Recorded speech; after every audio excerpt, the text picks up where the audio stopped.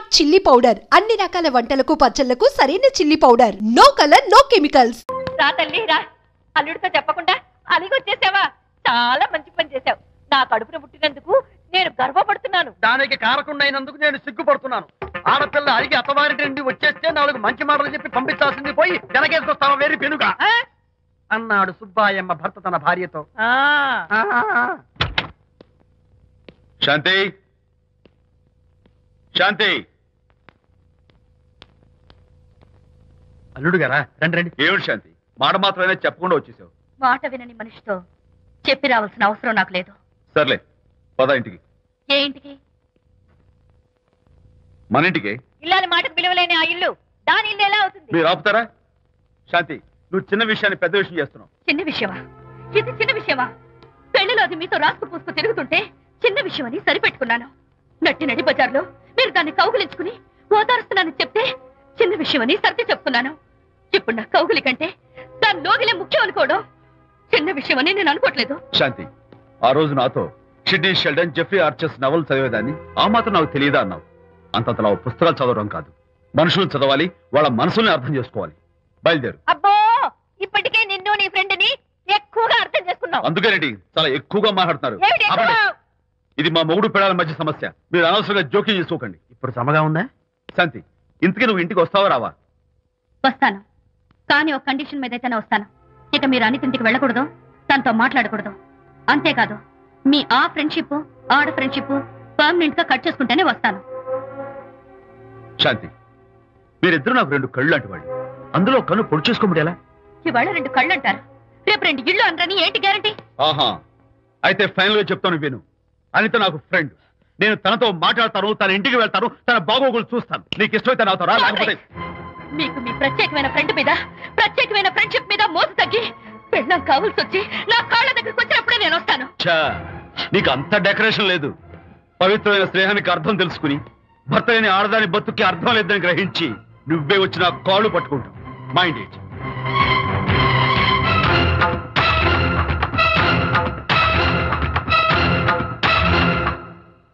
ఇది అలోపతి, ఇది హోమియోపతి, ఇది ఆయుర్వేదం, ఇది యునాని మందు. ఏమిటివి? Complan, Bournvita, Horlicks. ఇవన్నీ ఎందుకు? నాతో షాప్ ఓపెన్ చేయిస్తారా? అయ్యో, షాప్ ఓపెన్ చేయడం కోసం కాదమ్మా, విజయ్కి నీ పట్ల ఉన్న ప్రేమాభిమానాలు ప్రదర్శించడం కోసం ఇవన్నీ కొన్నాడు. విజయ్, ఏంటిది? నీకేమైనా మతిపోయిందా? శ్రీమతితో గొడవపడిన ఏ మొగుడికైనా మతి ఉంటుందా? శ్రీమతితో గొడవ పడ్డావా? ఎందుకు గొడవ? అదేం కాదు, వాడు మాటలు పట్టించుకోకు. నేను నమ్మను, నువ్వేదో దాస్తున్నావు. హరి, నువ్వు చెప్పు. అబ్బే, వాడికేం తెలుసు, నేను చెప్తాగా. ఇవాళ పొద్దునే నేను టిఫిన్ తిందామని పెళ్ళామా నాకు పెసరట్ వేసి పెట్టు అన్నాను. తనేమో ఇంటైనా నేను ఇడ్లీ చేసి పెడతాను అంది. నేను పెసరట్ అని, తను ఇడ్లీ అని, ఇద్దరు చిన్న గొడవ పడ్డాం.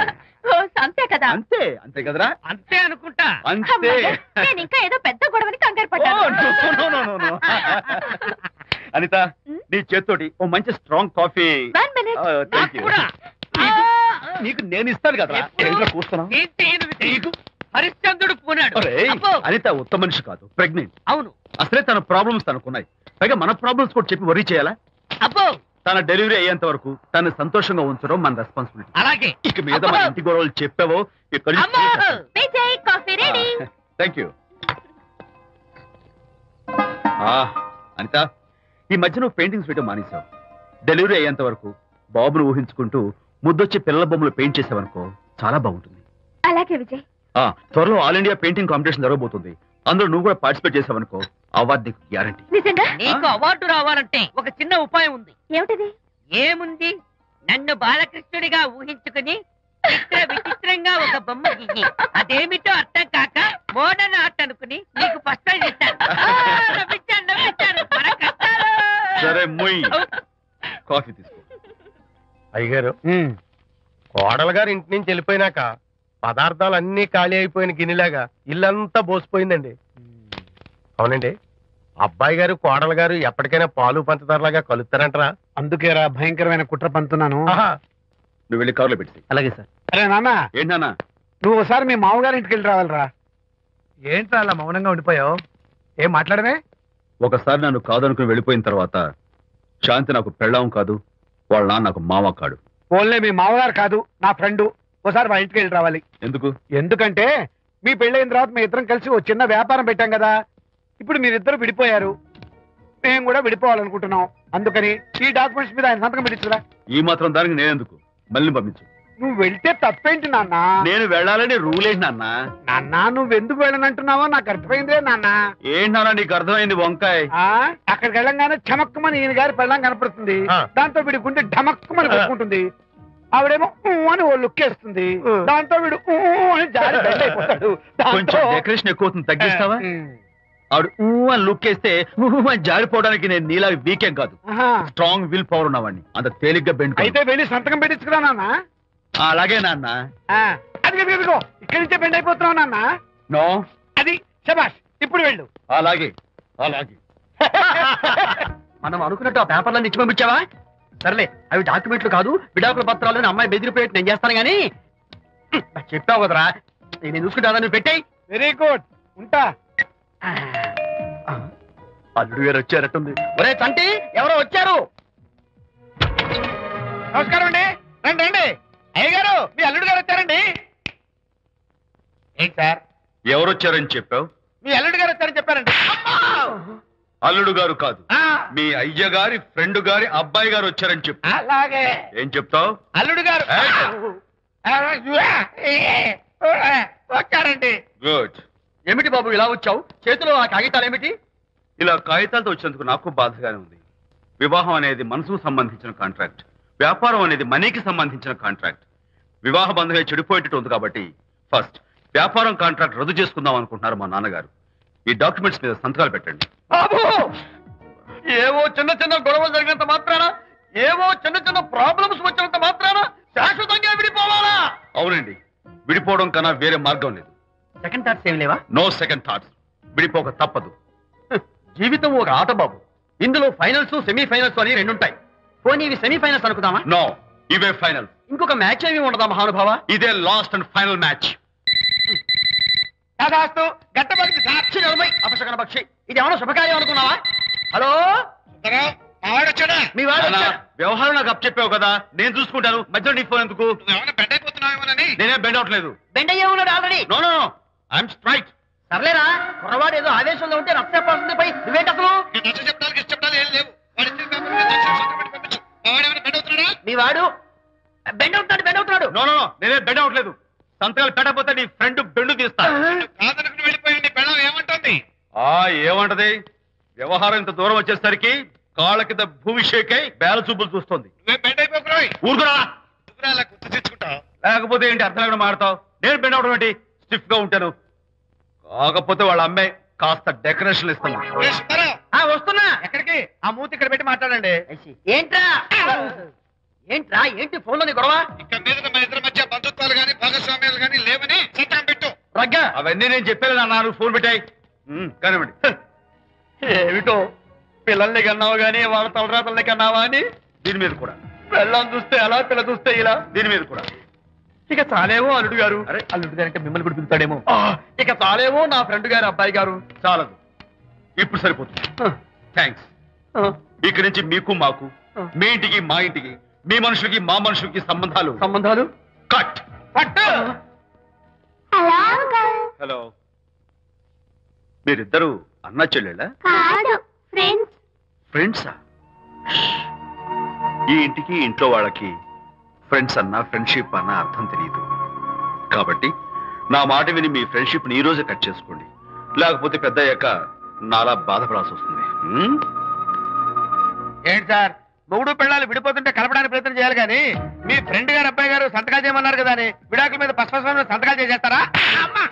ఫ్రెండ్ గారి అబ్బాయి గారు కాదు, అల్లుడు గారు. అల్లుడు గారంటే ఆయన పీకుతారు, ఫ్రెండ్ గారు అబ్బాయి గారంటే మీరు పీకుతారు. నాకేం అర్థమైతే అవటం లేదు. ఓరి పిచ్చి విధవా, అల్లుడు గారు సంతకాలు పెట్టించుకుంది విడాకుల పత్రాల మీద కాదు, వ్యాపారంలో విడిపోయే పత్రాల మీద.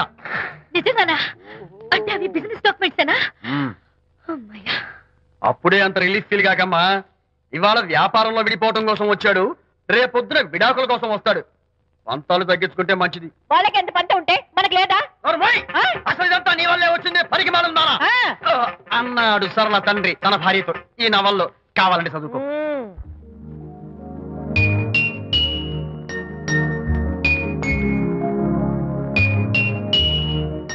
అమ్మా ఆ బొమ్మ చూస్తుంటే నీ బాధ ఏమిటో నాకు అర్థమైంది తల్లి. నీకు సీమంతం జరిపించలేదనేగా, నీకు సీమంతం జరిపించడానికి పైసా కూడా లేని ఈ దరిద్రుడిని క్షమిస్తమ్మా.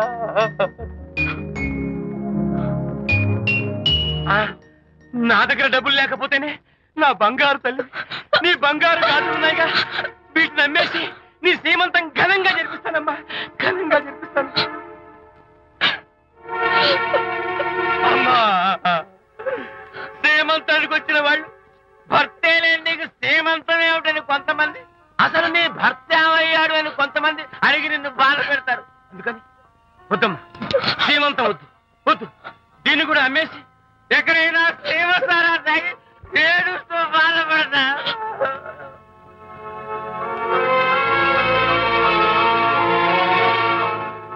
అనిత అంటే మీరే కదా? అవును. మీరు ఆర్టిస్ట్ కదా? అవును. మీరెవరు? మేము కస్తూరిబా మహిళా మండలి నుంచి వచ్చాం. తోడు లేని ఆడవాళ్ళకి, పండగలకి, పబ్బాలకి, నోములకి, సీమంతాలకి ఆత్మబంధువులమై అన్ని మేమే దగ్గరుండి జరిపిస్తాం. మీకు సీమంతం జరిపించడానికి వచ్చాం. Thank you.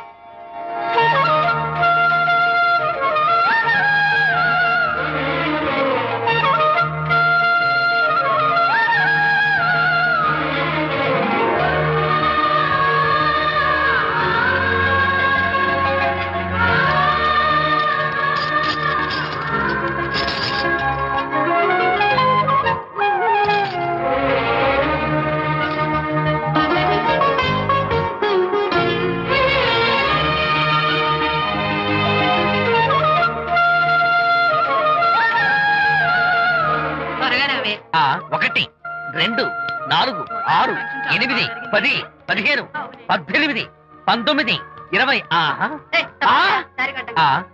అనిత, ఏమిటి డెకరేషన్ అంతా? విజయ్, విజయ్, ఇవాళ నాకెంత సంతోషంగా ఉందో తెలుసా? జరగదనుకున్న సీమంతో ఎవరో మహిళా మండలి వాళ్ళు వచ్చి జరిపించారు. గ్రేట్. ఆ తర్వాత చెప్తాను, ముందు ఆశీర్వదించు. Sure sure. God bless you. మరి గంధం? నేర్పిస్తాను. Thank you. మంగళహారతి ఇచ్చి పాట కూడా పాడినా? జస్ట్ మినిట్, చేయడానికి వస్తాను.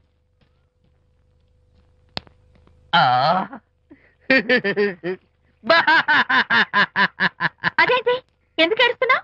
ఇది ఏడుపు కాదు, సంతోష తరంగాలు.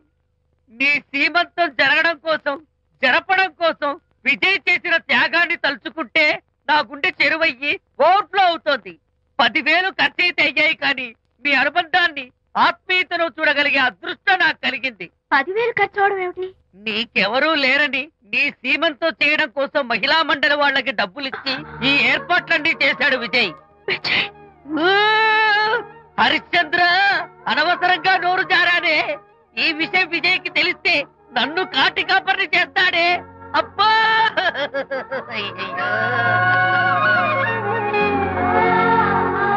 అనిత,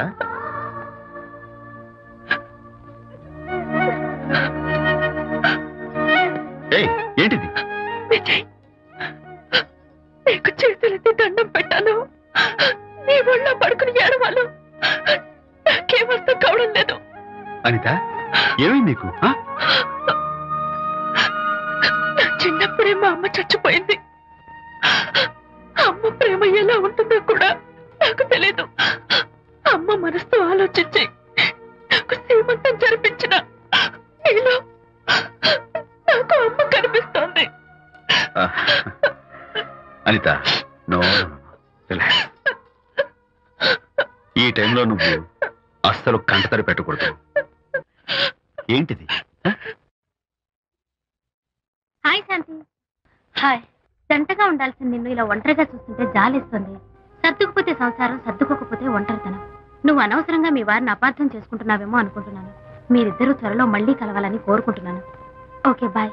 వెళ్ళొస్తాను.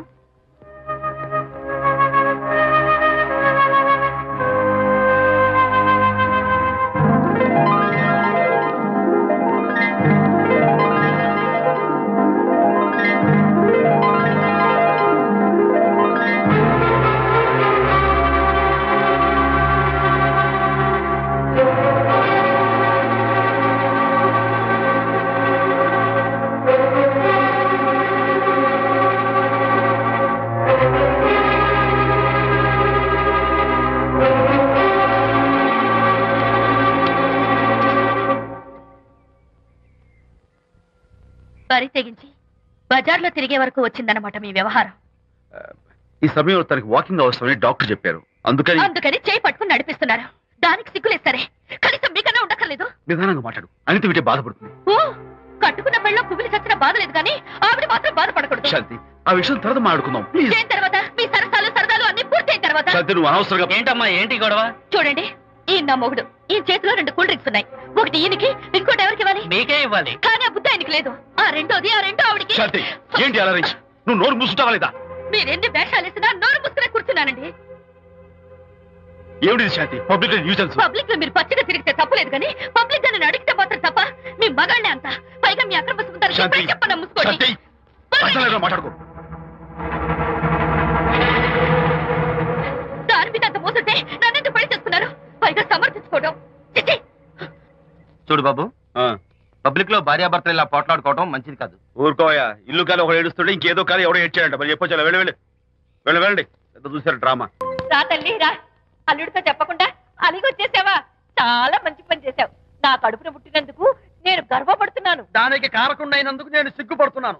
ఆడపిల్ల అడిగి అత్తవారి నుండి వచ్చేస్తే 4 మంచి మాటలు చెప్పి పంపించాల్సింది పోయి వెనకేసుకొస్తావా వేరు పెనుగా అన్నాడు సుబ్బాయమ్మ భర్త తన భార్యతో.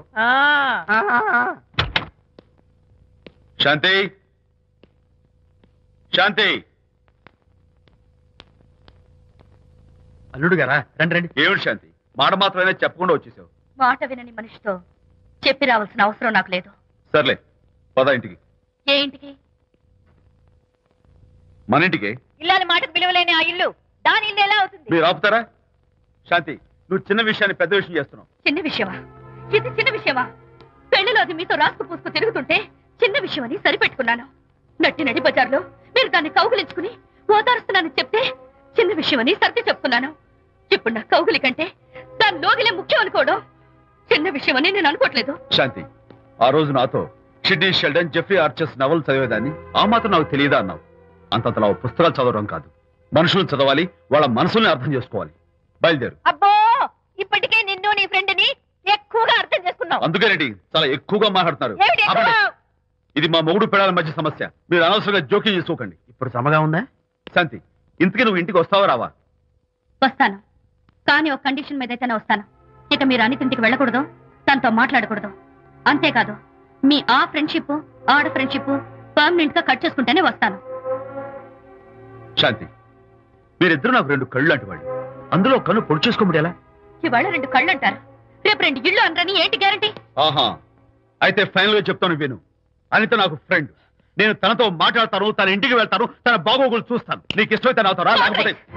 మీకు మీ ప్రత్యేకమైన ఫ్రెండ్ మీద, ప్రత్యేకమైన ఫ్రెండ్షిప్ మీద మోసు తగ్గి పెళ్ళం కావాల్సి వచ్చి నా కాళ్ళ దగ్గరికి వచ్చినప్పుడే నేను వస్తాను. నీకు అంత డెకరేషన్ లేదు. పవిత్రమైన స్నేహానికి అర్థం తెలుసుకుని భర్త లేని ఆడదాని బతుక్కి అర్థం లేదని గ్రహించి నువ్వే వచ్చి నా కాళ్ళు పట్టుకుంటావు. Mind it.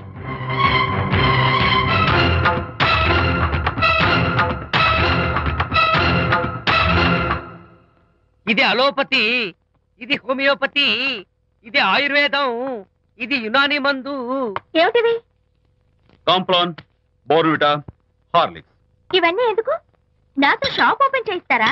అయ్యో, షాప్ ఓపెన్ చేయడం కోసం కాదమ్మా, విజయ్కి నీ పట్ల ఉన్న ప్రేమాభిమానాలు ప్రదర్శించడం కోసం ఇవన్నీ కొన్నాడు. విజయ్, ఏంటిది? నీకేమైనా మతిపోయిందా? శ్రీమతితో గొడవపడిన ఏ మొగుడికైనా మతి ఉంటుందా? శ్రీమతితో గొడవ పడ్డావా? ఎందుకు గొడవ? అదేం కాదు, వాడు మాటలు పట్టించుకోకు. నేను నమ్మను, నువ్వేదో దాస్తున్నావు. డైట్. హరి, నువ్వు చెప్పు. అబ్బే, వాడికేం తెలుసు, నేను చెప్తాగా. ఈవేళ పొద్దునే నేను టిఫిన్ తిందామని పెళ్ళామా నాకు పెసరట్ వేసి పెట్టు అన్నాను. తనేమో ఇంటైనా నేను ఇడ్లీ చేసి పెడతాను అంది. నేను పెసరట్ అని, తను ఇడ్లీ అని, ఇద్దరు చిన్న గొడవ పడ్డాం. అంతే కదా? అంతే కదరా? అంతే అనుకుంటా. అంతే. నేను ఇంకా ఏదో పెద్ద గొడవని కంగారు పడ్డాను. అనిత, నీ చేత్తోటి ఓ మంచి స్ట్రాంగ్ కాఫీ. నీకు నేను ఇస్తాను కదా. కూర్చున్నా. హరిశ్చంద్రుడు పూనాడు.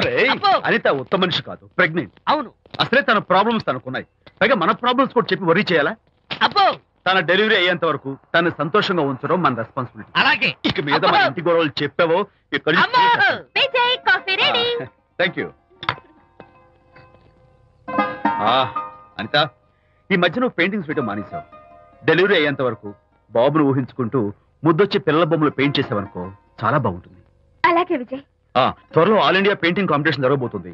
అందులో నువ్వు కూడా పార్టిసిపేట్ చేసావనుకో అవార్డు నీకు గ్యారంటీ. నిజంగా? నీకు అవార్డు రావాలంటే ఒక చిన్న ఉపాయం ఉంది. ఏమిటిది? ఏముంది, నన్ను బాలకృష్ణుడిగా ఊహించుకుని విచిత్రంగా ఒక బొమ్మ గీయి అదేమిటో అర్థం కాక మోడర్న్ ఆర్ట్ అనుకుని నీకు ఫస్ట్ ప్రైజ్ ఇస్తాను. సరే మొయ్ కాఫీ